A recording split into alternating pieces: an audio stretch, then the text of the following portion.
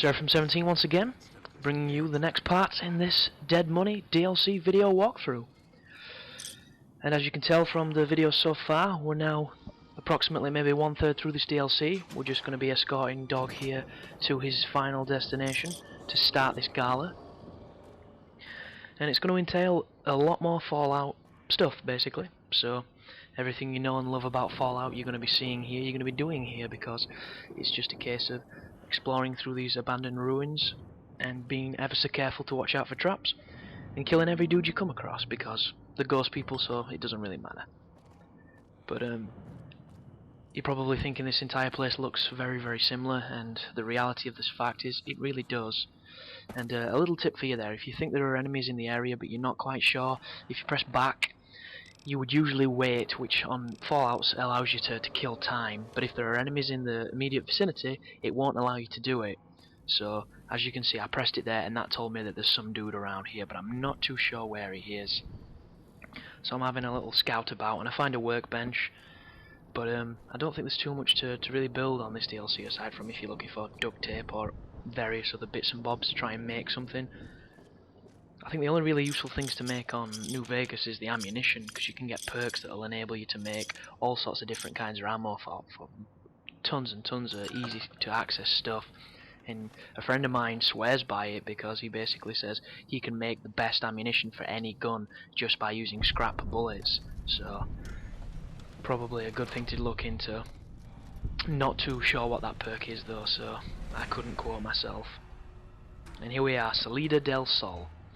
This is where we need to take God, and as you can see, God instantly perks up because there's a dude over there. He's probably going to go and start fighting, and he's already on fire, so it's a good day. But he's already killed that dude, so run over, dismember. Nice little slow-mo there to glamorize the violence, and steal what you can from the bodies. And it's just a case of, once again, following the lovely golden arrow tip and being careful of these douchebags trying to throw spears at you. And he's up there, there he goes, Cherokee style. Oh, he's doing another one. Oh, and he can throw directly downwards, so check him out. But he doesn't last very long because God is a machine. Check him out. See ya, pal. There goes your leg. Just kneecap the enemies and just continue on. Stop at all these fountains because they will have Sierra Madre chips, so if you're wanting to buy anything, they're the easiest way to do that. And just watch out for these dudes, because they're going to keep popping up, and they're the exact same things you've been facing for the last however long you've been playing the DLC, and there's nothing really more to say. They're a crap enemy, and they're pretty easy when you've got God destroying them. But they give you 65 experience, so you can't chalk at that. And I'm telling God to heal himself so he won't pass out as easy on me, because when the going gets tough, you generally want your God to be with you. I'm not a religious man, so that does not go into any other walk of life for me personally, but it may for you. So, and there's another red bar on my compass, and he throws a lovely improvised explosive at me, but it doesn't work, so we can run over to him and dick him in the mouth. But instead I slap God a bit, because, you know, I'm like that. And be ever so careful with these Seekers. They're very agile. They'll jump about like idiots sometimes, and other times they'll just run straight at you, making them easy targets. It's all down to the AI, and Fallout can have pretty interesting AI. Sometimes it can be dumb as fuck, and other times it can be really, really impressive. But that's just told me to watch my step, and here we are, as if on cue, a bunch of traps. So just be very careful, and obviously the darkness is going to make this a little bit harder, so make sure you've got your torch on, and you're aware of your surroundings. And that is a tripwire and a bear trap, and both of those are really well disguised in this massive grey that is the floor. So be very careful of that shit, because it will catch you off guard, and it can be one of those things where it cripples a limb and then you can't do the fight you wanted to do, and someone can finish you off, and you've just got to... There we go. If I'd have tripped that thing would have swung down and reinvented my face. So loot as you will. You can pretty much examine anything you can see. If you're not interested in this stuff, just carry on through these ruins, just keep following that waypoint. But as you can tell, I'm hoping to get more ammunition and a better rifle, but instead there's police pistols, light machine guns and shotguns, and that's pretty much it if you're a gun guy like I am. And I've got 8 that 8 super stim packs and 2 normal stim packs, so I should be ready for anything that's going to go down. a quick repair of your weapons to make sure that you're all in top condition. Because if you do allow your weapons to deteriorate, it will hinder you in battle, because it can make them... He fiddles with the gun if they're in disrepair instead of being ready to fire, so it can give you... It can cost you actually valuable seconds that you would normally have used to kill an enemy. So always make sure you're conditioned on your weapons is always as high as possible. We do a little bit more lockpicking. Look at that, nice and simple. But that dude keeps wonder glue and fuck all else in his drawers, so we're not going to get anything good. And apparently I can't wait in this location, so there is no cheap way of getting your life back, unfortunately.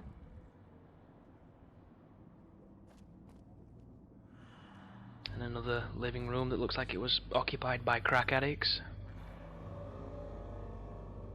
And I'm taking it slow now, just because I'm expecting there to be more tripwires or mines or something, but there isn't any, so feel free to rush through this section. And here I am struggling with the lockpick. 9 Madre chips, a bit of experience, and a piece of shit outfit that you'll never use, so just keep moving on. That's one way to fill a staircase.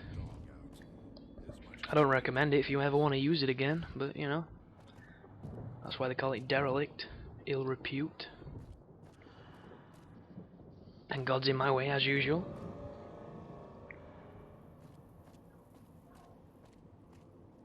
But that's purely for loot, that area, and nothing else. It's not really necessary to go in there, but exploring is a must in these kind of games. I'm actually surprised there wasn't one of the Dean Domino stashes in there. It's just always fun to have a section where you're not affected by the fucking collar, because they could have easily had those speakers on the walls, making this all the more annoying. And God's talking a little bit more. And there we go, try to leave and go boom, which tells me there's probably going to be a bunch of traps in this area, so be ever so careful. Excuse me. Nice little novelty chessboard. And a desk with a fan on it. Excuse me once again. And another joyous hacking mini game. I don't know, man. I can't even envision the design meeting where they all sat down on the original Fallout 3. I don't know if this comes from Fallout 1 or 2. This could be something that they've recreated from those games and it's just for fan fiction more than anything else, but I think it's fucking stupid. And I don't think they was estimating how boring it was going to be hacking that bullshit, because sometimes if you're not getting lucky with your choices, that shit can take 10 to 20 minutes, especially if it's a hard one. And it's just time wasted. And as you can see there, that means there's gas in this room, and that's what the sign was about. And it basically, if you were to fire a gun or to do anything that would involve fire, it would make the room explode, and you'd probably see an insta-kill screen, where your guy just flops down as if his strings were cut. Flops like a soft pinus. But more ghost trappers will be waiting for you, so watch them when they try and do a club-a-lang at you with his little bear trap fist, and just smack them as best you can. These guys are generally better when it comes to real-time fighting, so I would definitely advise using VATS to your advantage, because they're kind of strong, they're kind of got good endurance, and they do take a bit of hammer. But if you stick a light machine gun in the mouth, they're going to fold like origami, as that guy just did. But nothing is ever simple, so we've got 3 of these bastards to contend with, and there is smoke. That dude just got killed by his own friend. Always fun. But look at him bum rushing me, and I think God is incapacitated because I can't see him. But at moments like this, if you were to have picked up any of those explosive tanks, you could throw them and they would probably be really, really useful. As you can see, I'm just throwing back some food to get me some life so I can actually survive this encounter.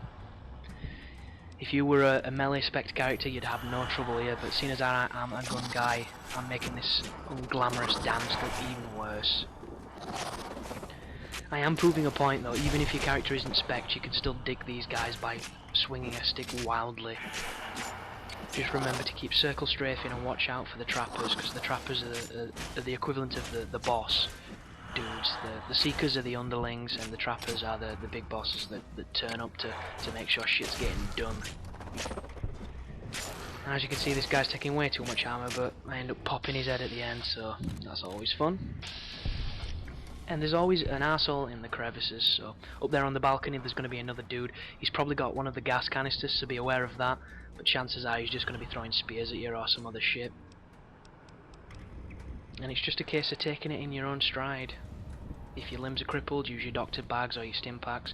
Use your food before your stim packs, because obviously it's less and the stim packs are an instant fix.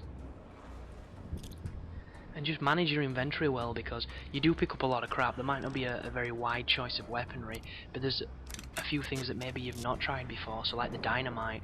And I'm not a big fan of the explosives, as I've mentioned in previous videos, but I did get into a bit of a shit spot on my playthrough of New Vegas, and the dynamite saved my ass, and it would have been something I would never use. But there you go.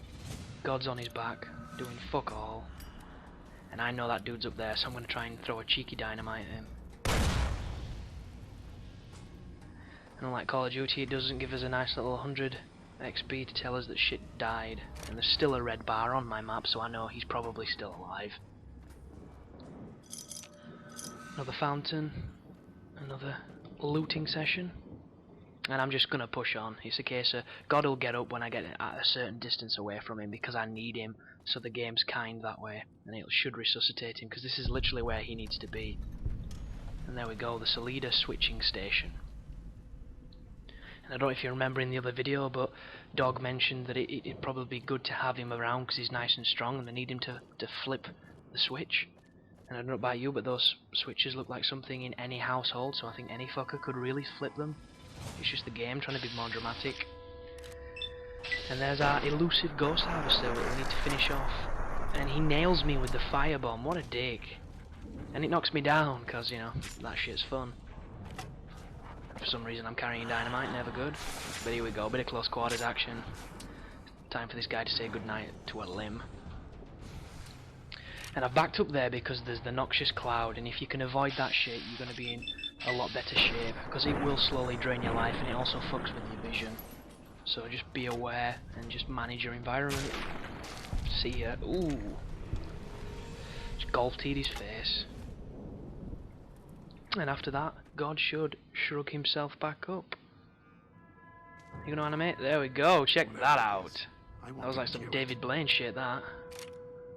And then you just have to lead him to the switching station, which will cue another conversation with the dog, in which we've got to convince him to stay here and be locked in another cage. And as you can tell, he's been a slave before, so cages are a bit of a sore subject with him. But if your speech is high enough, you should be able to convince him in no time, so here we go. We've got him where we need him. We just need to convince his dumb ass to sit here and flick a few switches. There must be some trick to it. Now that I'm here.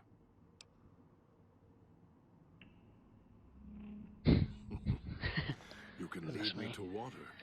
I do like the choices you get in the conversation trees. You can say something poignant, you can say something unrelated, and you can say something downright stupid, or offensive, or confrontational. Always fun. Without being carved to pieces. And the gate here, if it somehow got locked, it'd be the holding cell at the police station. If it somehow got locked, that gate is a millimetre thin. That dude could put his face through it and have no problems whatsoever. I don't know what he's making all this fuss about. He could clench his anus and rip one of them doors off.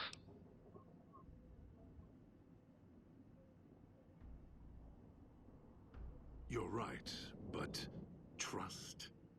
Trust is such a harsh word. I prefer Come on, God, get your ass in gear. It's more honest. Enough with the rationalization, just get in here, come on. Ring diagrams. I know how to operate the switches in sequence to make fire appear in the sky. We just need to make sure that Dog doesn't And here, before that happens. you can probably just summon Dog and have him sit in this cage and make it really easy, but if you want God to stay here, you have to go on a pointless fetch quest now, which involves going and killing a couple more ghost people and collecting something off their body and bringing it back to him. It isn't difficult. All you have to do is walk maybe one or two streets away and they'll probably spawn. And they're the exact same versions, they're nothing tougher. But you see that in the next video, because we are coming to the end. So thanks for watching, and you guys take care.